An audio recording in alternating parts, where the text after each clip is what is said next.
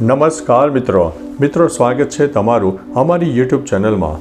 આજની વિડીયોમાં વાત થશે આજે તારીખ 29 ડિસેમ્બરથી લઈને 11 જાન્યુઆરી સુધી ગુજરાતમાં કેવું રહેશે હવામાન। શું આવું ને આવું વાતાવરણ વરસાદી માહોલ સાથે ઠંડીનો માહોલ યથાવત રહેશે?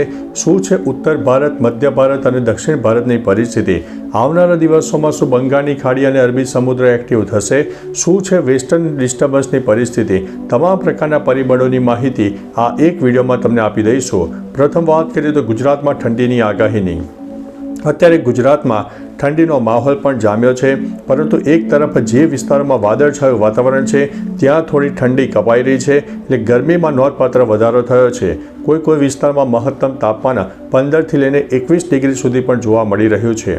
તેની પાછળનું કારણ છે કે જે વાદળછાયા વાતાવરણને લીધે ઠંડી કપાઈ રહી હતી, પરંતુ આગામી 24 કલાક હજુ પણ કોઈ વિસ્તારમાં વાદળછાયું વાતાવરણ રહેશે, જેમાં મધ્ય ગુજરાત, દક્ષિણ ગુજરાતના કોઈ ભાગોમાં હજુ પણ વાદળછાયું વાતાવરણ રહે તેવી સંભાવના છે અને ગરમીમાં નોંધપાત્ર વધારો થાય તેવી શક્યતા છે।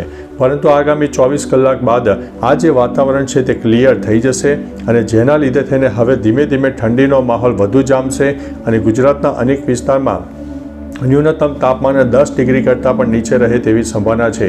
બીજી તરફ ઉત્તર ભારતના ઉત્તરી પટ્ટામાં back to back western disturbance પણ સક્રિય થઈ રહ્યા છે।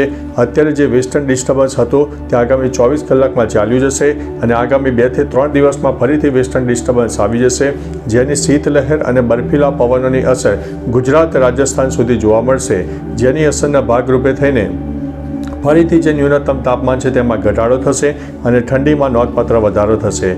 બીજી તરફ એક આનંદના સમાચાર છે કે ગઈકાલે ગુજરાતમાં એર ક્વોલિટી ઇન્ડેક્સ ઘણો બધો વધારે હતો, જેમાં 200થી લઈને 230ની આસપાસ હતો, તેની જગ્યાએ હવે 100થી લઈને 120ની આસપાસ પહોંચી ગયો છે, એટલે પ્રદૂષણમાં ઘણી બધી રાહત મળશે। હવે વાત કરીએ તો ધુમ્મસની આગાહીની। અત્યારે ધીમે ધીમે ગુજરાતના અનેક ભાગોમાં ધુમ્મસનો માહોલ પણ સર્જાઈ જશે, ઝીરો વિઝિબિલિટી થઈ જશે, એક્સિડન્ટ થવાના પણ ચાન્સીસ વધી શકે છે। એટલે રોડ, રસ્તા અને હાઈવે ઉપર જ્યારે પણ વાહન લઈને નીકળો તો થોડા સાવચેત રહેજો, એલર્ટ રહેજો। હવે વાત કરીએ તો બંગાળની ખાડી અને અરબી સમુદ્ર આગામી 3થી 4 દિવસમાં ધીમે ધીમે એક્ટિવ થઈ જશે, લો પ્રેશર સિસ્ટમ સર્જાશે, જેના ભાગરૂપે થઈને દક્ષિણ ભારતમાં હજુ પણ છૂટાછવાયા વરસાદની સંભાવના છે અને આ બંને સિસ્ટમને કારણે થોડું મોઇસ્ચરનું પ્રમાણ પણ ગુજરાતને મળે તેવી પણ શક્યતા દેખાઈ રહી છે। એટલે કે મિત્રો, એક તરફ વેસ્ટર્ન ડિસ્ટર્બન્સની શક્યતા, બીજી તરફ ભેજવાળું વાતાવરણ પણ જોવા મળશે અને બીજી તરફ દક્ષિણ પૂર્વ ભારતમાં એક એન્ટી સાયક્લોનિક સિસ્ટમ સર્જાય છે, જેની વિપરીત હવાઓ પણ ગુજરાતને મળવાની છે। પરંતુ મિત્રો, તેના લીધે થઈને કોઈ ઝાઝી અસર નહીં થાય, વરસાદની શક્યતા નથી, પરંતુ એક પવન સાથે બર્ફીલા પવનોનો અહેસાસ આપણને થશે અને ઠંડીનું મોજું ફરી વળશે।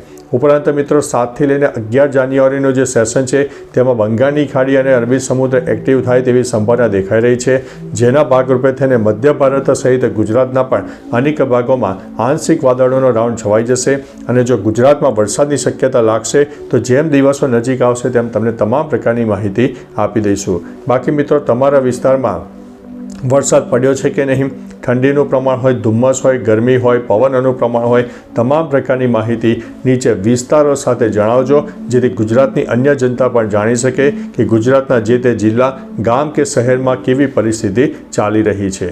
તો ચાલો મિત્રો, ફરીથી એક નવું અપડેટ લઈને મળતા રહીશું। ત્યાં સુધી અમને રજા આપશો।